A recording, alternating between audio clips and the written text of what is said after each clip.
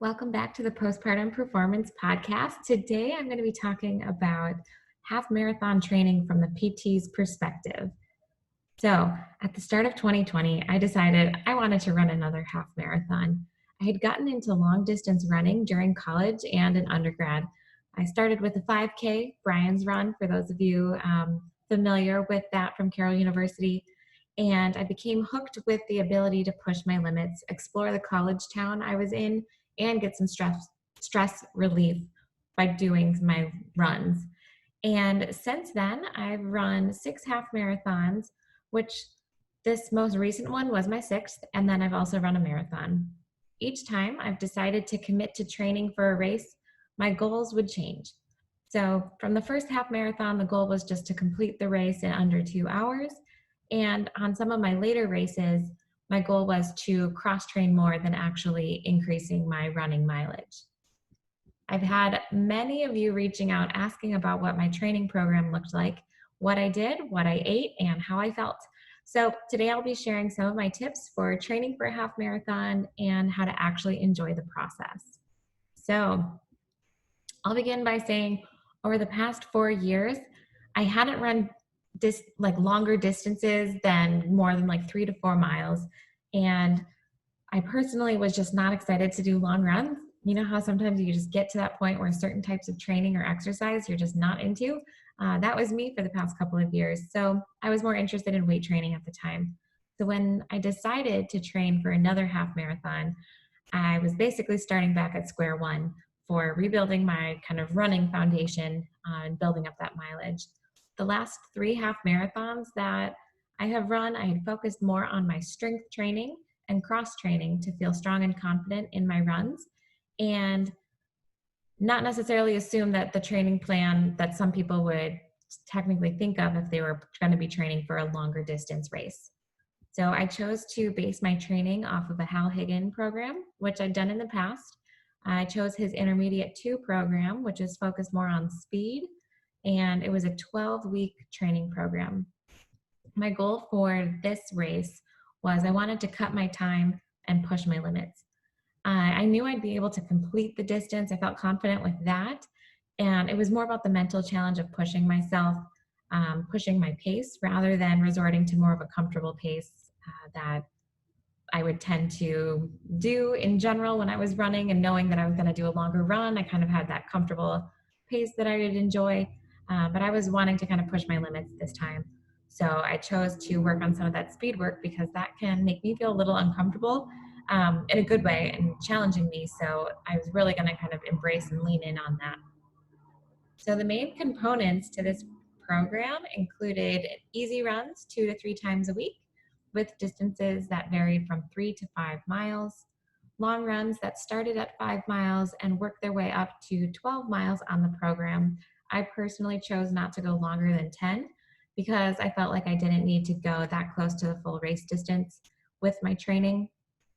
There was speed work, which was a new part of the training for me as I was trying to do more of that speed training and quicken my pace. And that would include tempo runs. And tempo runs are basically you're doing a continuous run with a building up to, for them, they had recommended up to your 10K race pace.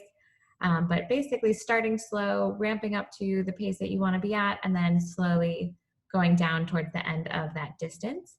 It also included intervals every other week, and it'd be running for 400 meters, and that would be at your 5K pace. So pretty quick if you're thinking about trying to keep at those paces. Mind you, when I first started, I didn't have a different pace at all. So don't feel like you should really know exactly what your 5K pace is or a 10K pace. For me, it was more like, okay, I need to go faster for some of those 5K pace intervals. But the repeats would start from 5 and then worked up their way up to 10. So some weeks it was 6 400-meter repeats, and making sure that you give yourself enough rest time in between. I would try to do at least twice the time that it took me to complete that distance. So I think it was about 1.5 minutes or so. So I would make sure that I'd give myself at least 3 minutes of rest in between the intervals to keep my legs fresh, give me time for recovery, and to actually allow for me to push the next interval, and not just being completely exhausted and just trying to kind of keep going. That's not the point of the intervals. The recovery is a really important part of that. So personally for me, I can sprint and I can do long duration running, but that middle range for me with that speed work was really pushing me out of my comfort zone. And it also allowed me though to quicken my pace for the goal pace that I wanted for the race. So interval training, if you're trying to get some more speed or shorten down that pace time, definitely consider that to kind of sprinkle that into your training. So the program that I followed was also designated to have 1 day for cross training. Given my history with weight training and my interest in continuing to strength train throughout, I had actually 3 days a week for cross training. I honestly believe that was my saving grace. When I initially started training, I was experiencing some left knee pain, which that can be discouraging and frustrating for anyone, let alone for me as a physical therapist. That was really frustrating to have any pain while running or doing any exercise. So rather than giving up though and just saying like, oh, maybe I'll just like try that next year and not train or not push myself the way that I wanted to, I had my husband Dave help revamp my cross training for some of the areas that I needed some more strength, mobility, and stability, and reduced my miles to for about 2 weeks to less than 4 mile runs. So by working with him and providing some better strength exercises specific to me, that consistency with those exercises that he prescribed and that I was able to do with my cross training, I was able to eliminate that knee pain and prevail throughout the program without any symptoms. So I highly recommend working with a coach. Even myself with the background that I have, it's very different when it's your own body.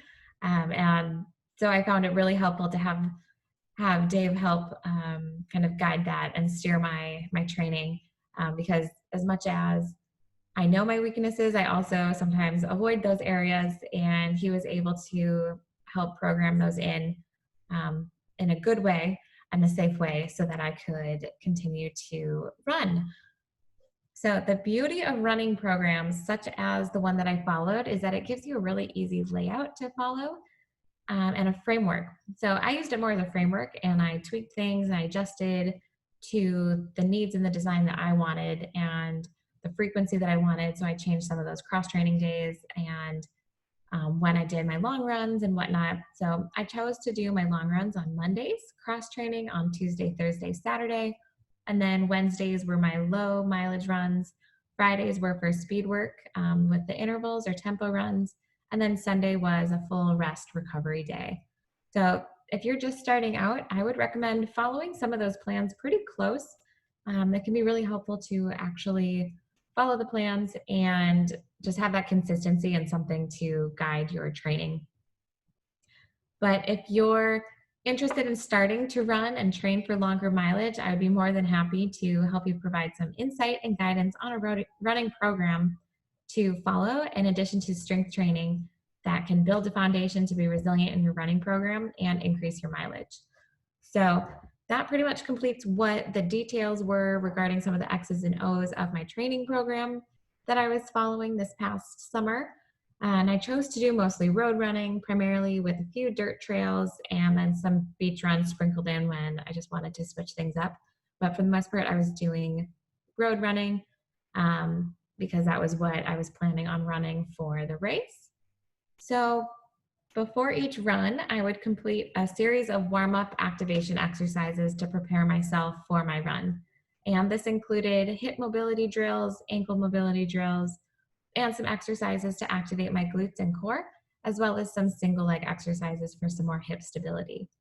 And I know that some runners think, geez, that must have been taking you forever to do that before your runs. I know a lot of people, I've caught myself with using my first mile as my warm-up, but really it took 5 to 10 minutes, and if that.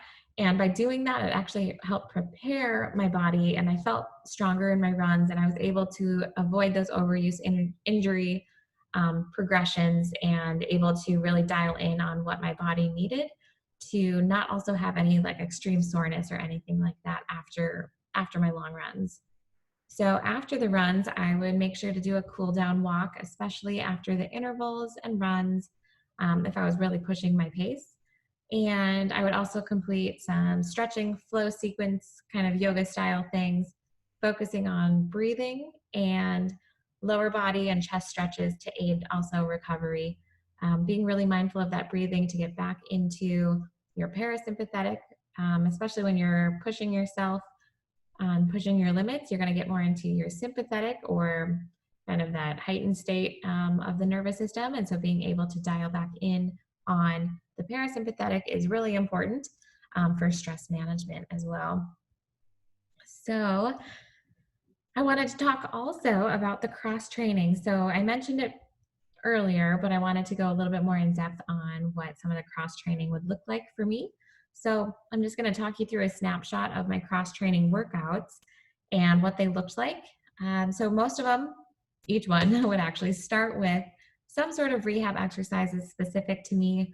Again, how I mentioned my knee had been bothering me when I first started training. So these were focusing on some mobility and strengthening and some other activation exercises while warming up. And then 2 of the 3 cross training days that I was doing, I would follow up with strength training. So 2 of the days out of the 3. And that was usually a movement like a barbell back squat or a hex bar or a barbell deadlift, and some other plyometrics followed right after that to work on more of that explosiveness after a heavy lift with that. There's more research regarding kind of how that training can help with more of those fast twitch and muscle strengthening exercises. So after that, the end of the cross training days would include some sort of strength circuit, or so an example would be Dave had programmed in a 20-minute EMOM, so every minute on the minute of certain exercises, or doing like a 5-round circuit for time. And so those were able to kind of push my limits mentally, physically, and just kind of switch up the training a little bit more. And then for the 3rd day of cross training would be a little bit more active recovery day with some more mobility work and some higher rep circuits for endurance strength training. And then recovery days, I would usually do a mile or 2 of a walk with my husband, either some gentle yoga, stretching, or mobility, and some naps. Naps are always perfect on Sundays. And that was more about my cross training. So a little bit of a snapshot for you. And then training for a race, as for those of you that have done races or are kind of in that sphere, training for a race is more than just running and exercise. Just as recovery plays a role, so does nutrition, and it's a very important role when it comes to your training. So while training for this race, in general, I eat a primarily whole food diet, dairy-free, gluten-free, for the most part. And I began eating a little bit more moderate amounts of carbs when I was training. And I think honestly, it was because I felt like I needed to. But the carbs that I chose to eat were more sweet potatoes. I had rice cakes every once in a while with like avocado or something like that. And then starchy vegetables as well, and just packing on the vegetables. So that was specifically where I was at for some of my nutrition. And that's just how I feel comfortably and feeling like I can train and show up for the way that I run. And then nutrition specific for some of my longer runs. So runs that were longer than 9 miles, I would use dates for more of that kind of fast, kind of like simple carb, high energy type things to have. So rather than having some of the chews or some of those different little gummies or goo packs and stuff like that, I personally just feel better having whole food. And so I would have dates. And so I would have about 2 that I would bring for my runs. And I would tend to start the first one at around mile 6 or 7, kind of depended on how I felt, but you don't want to have them too early on in the run because you really don't need it. And so later on in the runs, I would go ahead and have a date to help with some of that energy stores, but not necessary. But if you're training for halves, fulls, and some of those higher mileage races, you want to make sure that you're replenishing in some way. And so I just appreciated the dates.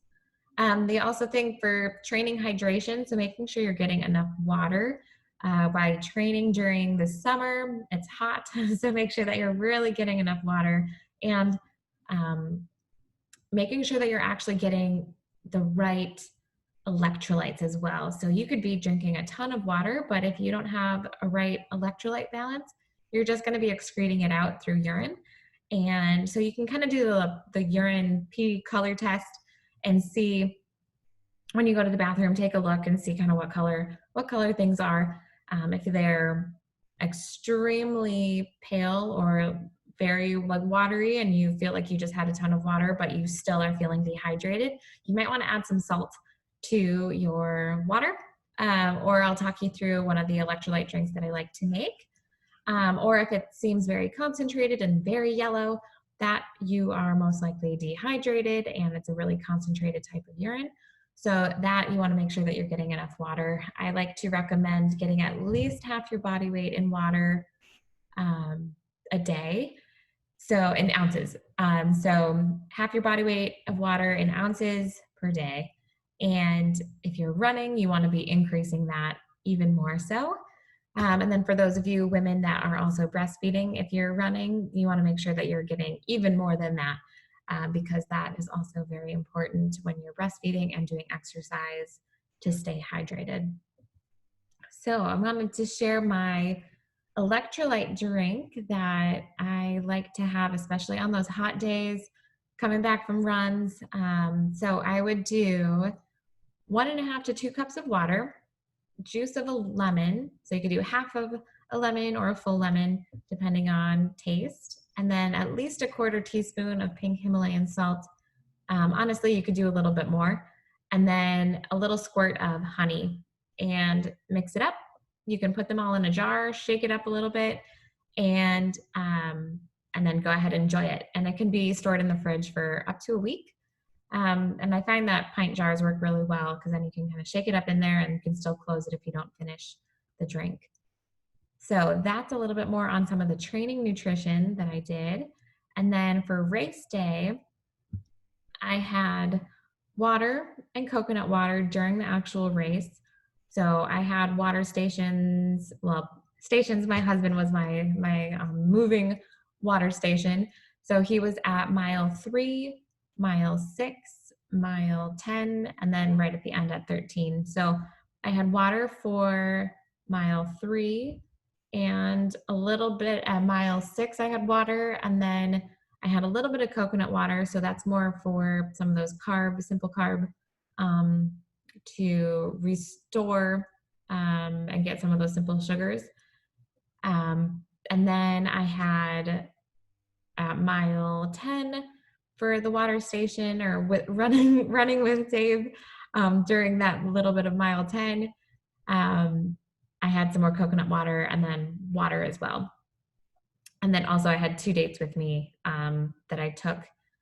I actually only had one during the race because I just felt like I didn't need it. I think some of it was because I was having the coconut water too. But for the actual race, just making sure, I recommend starting with just straight water. At least up to, the first 1/4 of the distance. Depends on also the day, the weather. For me, the morning was actually pretty humid, but it wasn't too hot. I was running really early in the morning, so the sun wasn't actually out yet, which was good. So just be mindful of that too when you're preparing for those races, and to not like slug water. Otherwise, you're going to really be feeling it in your stomach. And that all comes with learning. So a lot of this stuff is trial and error when it comes to nutrition with running. Our bodies digest things differently. They process things differently depending on how you feel. Be aware of some of those foods that might irritate your stomach. I had one training run that I had a decent amount of like nut butter, or like a fatty food before, a few hours even before the run. And during the run, I just got like a terrible side ache. So learning from experience, was like, okay, don't do that next time, because that was really uncomfortable and I felt like I couldn't run as fast as I should have been. So find out what those foods are for you and then be smart about it when you have your training runs to either not eat those or save them for another time, or less quantity is another one. And then after my actual race, I had an egg and veggie scramble and a gluten-free tortilla and some coffee. And that, in general, I know a lot of times after big races, we want to like indulge and eat a bunch of other stuff. And at least given the COVID season, most restaurants weren't open. So I made my own food, and it was something that I felt was good for my recovery, and I felt good eating it. And I didn't also feel um, like super bloated or anything after, which for me, that's important. I want to feel good, and I want to enjoy the food that I'm eating. So with that nutrition stuff, I found that my training, I felt strong, my body was less bloated, and I actually leaned out a little bit, especially noticing that more around like my face. And I believe that was to reducing the foods with added sugar into my diet, which I wasn't regularly eating, but I also wasn't avoiding them at the same time. I tend to be an accommodator when it comes to social settings and always willing to try a new food. And through God's grace and that global pandemic, that allowed me to be more intentional with my nutrition choices, which I believe helped me with my training and overall mindset. So I was eating cleaner and eating more whole foods and training as well. So that combination was a really good sweet spot for my body. I felt really confident and strong in kind of what I was doing. So also, I want to preface that I was not perfect while training. I still enjoyed some treats here and there, had some wine, but in general, finding a nutrition plan that works for you can make all the difference.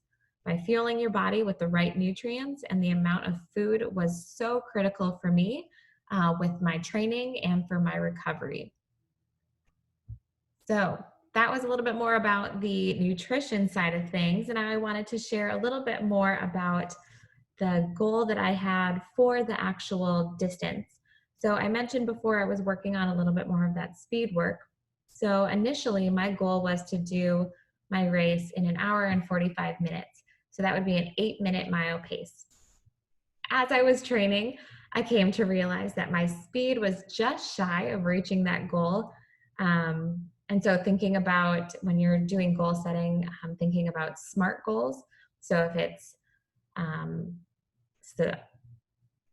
sustainable, measurable, attainable, realistic, and timely. So I tweaked it to a goal that was at an hour, 47 minutes, and 30 seconds, which was an 8:12 pace on average.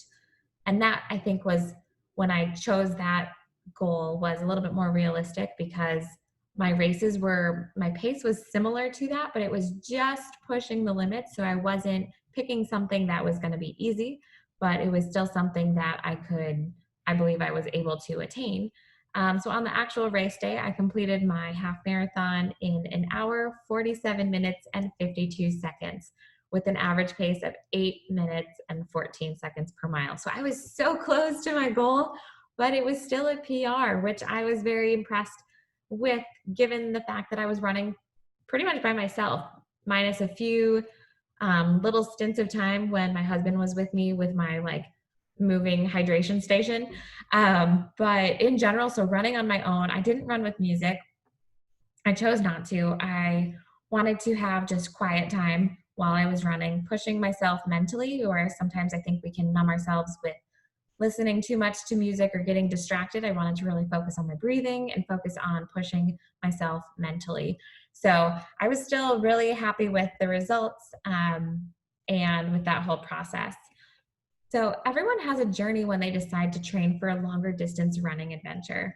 And I hope you were able to gain some insight into my latest training program from the perspective of a doctor of physical therapy and a novice runner, and to learn more about what should be included from an individualized program. So an individualized strength program, appropriate running mileage and training, nutrition, hydration, and recovery. So again, if you guys have any questions, I would be happy to share more specifically on that. Or if you're interested in learning more about our Inside Out Resilient Running program. Most runners don't know how to increase miles and improve running performance without experiencing annoying overuse injuries. With the Resilient Running program, you'll learn how to improve your running performance long term by allowing you to get stronger, run faster, and avoid nagging injuries and setbacks. If you're interested in learning more about our Resilient Running program, check out the link in the show notes, and we'd be happy to get connected with you and get you started on a plan today. So again, I would like to thank you for listening today and learning more about my journey with long distance running. And again, reach out with any questions, and I look forward to the next episode, and I'll talk to you ladies soon.